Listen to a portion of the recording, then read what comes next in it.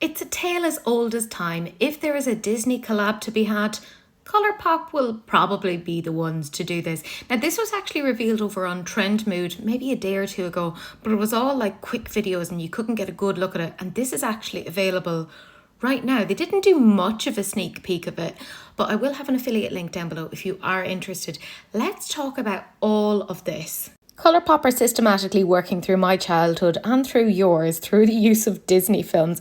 This time, of course, it's Beauty and the Beast, and the full collection is available right now for $99. It is saying that it is $113 at its full value. Within this collection, there's a highlighter, 2 different blushes, 2 different lipstick kits. There is, of course, an eyeshadow palette and a lip mask. And you know what? For ColourPop, I feel like this is quite dialed back. They could have done like 1,000,001 things, but I feel like they've edited this down pretty well. Let's start off with the big ticket item, which is, of course, the eyeshadow palette. That is retailing for $22. And they do have one duochrome in there. It's called Book Clover. That is the vibrant baby blue with gold duochrome finish. And I kind of find it funny that the shade Forbidden is a baby pink with pinpoints of rainbow glitter, because, I mean, glitter on the eyes, that's always a little bit dodgy. It's quite a safe colour story, but I have to say it kind of makes sense. At least they have the blue in there for Beast's own thing. They could have probably done a little bit more yellow, but that can be difficult to do. I feel like, as per usual, they probably haven't gone quite dark enough. They always lean very, very light when it comes to their palettes. However, the packaging of this entire collection is just fabulous. I just want the packaging. That's super weird, I know, but that's what I want. And they have gone to quite some effort. Like, they've even embossed some of the shades in there with the little rose, which I think is very, very cute. I do find it a little bit frustrating, though, that when you look at the shade Book Lover, which is meant to be the duochrome, you really can't see that through their swatches. It looks just essentially like a blue shimmer. There's a little bit of gold coming through, but not by much, which I think is a little bit of a disappointment. But I feel like the palette in and of itself is actually very, very wearable. They've gone for a very safe route. So I feel like a lot of people will get this just for sheer nostalgia. They then have the special guest Super Shock highlighter for $15. And again, the packaging. Look at Cogsworth. It is just absolutely adorable. And they say that they've basically done this tie-dye formula because it's inspired by both Cogsworth and Lumiere, which, by the way, best film duo ever. I loved their rapport. And let's be real, it does look really, really pretty applied. However, I think when you're a company like ColourPop that has a lot of assets at their disposal, why not do several different shades of highlighter so that you can accommodate as many skin tones as possible? Because, I mean, this is going to omit a lot of people who want to get the full collection if they have a deeper skin tone. And I just think that's a little bit of a pity. But again, I just feel like, in general, the packaging of this collection, really, really pretty. They say that this is meant to be a warm gold with a soft pink duochrome finish. And I mean, for $15, that's not too bad at all. They then have 2 powder blushes, and one is Chip and the other one is Mrs. Potts. And I have to say, my stupid little heart just can't deal with it. They are $14 each. And by the way, there's lots of different bundles so that you could get, like, say, the powder blushes with lipsticks, etc. So you can kind of mix and match depending upon what you want. And I kind of appreciate that the shade Chip is really, really neutral. There's not that many neutral blushes about. And then Mrs. Potts is such a pale pinky shade. I wouldn't have really picked that out for her, but it could look quite nice. And again, the packaging. I have been trying to make sure that I get rid of packaging so that I don't like hoard things, but this is the sort of thing that I would keep the packaging because it looks so, so pretty. I mean, look at it. Even the Mrs. Potts one, it's absolutely adorable. Of course, that leads us to the question of, Teresa, how many times can you say adorable? Apparently several times throughout this.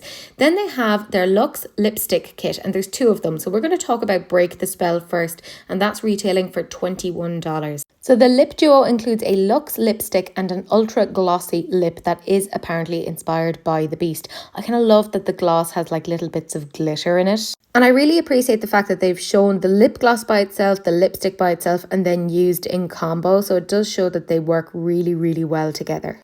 But I mean, that packaging, I can't shut up. Just give me the cardboard boxes.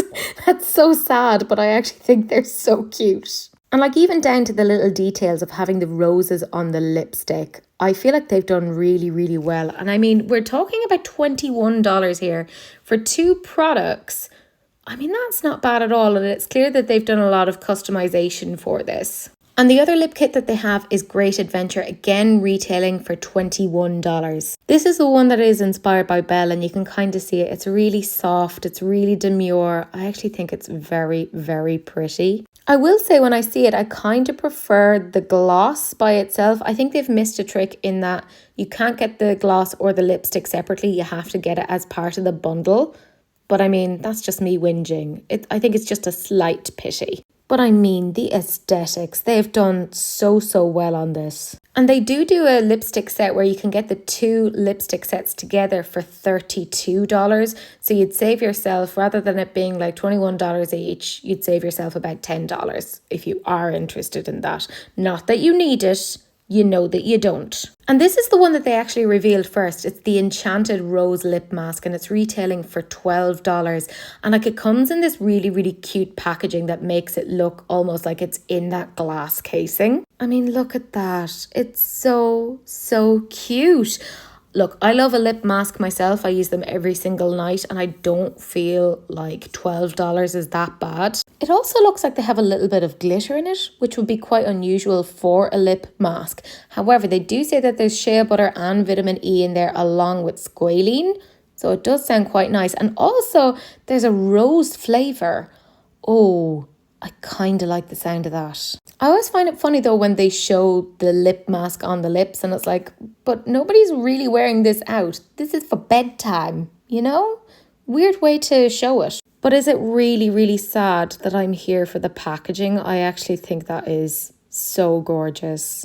I will say that Beauty and the Beast is one of my favourite films. I always thought it was really mean of the Enchantress to basically curse, I think he was meant to be like 12 at the time, a 12-year-old for not letting her into his house. Stranger danger, guys. It taught us some really weird lessons. But I really love Beauty and the Beast. It's like one of my favourites. I have a lot of nostalgia to that. Despite this, I'm trying to be a little bit better and not buy things unnecessarily.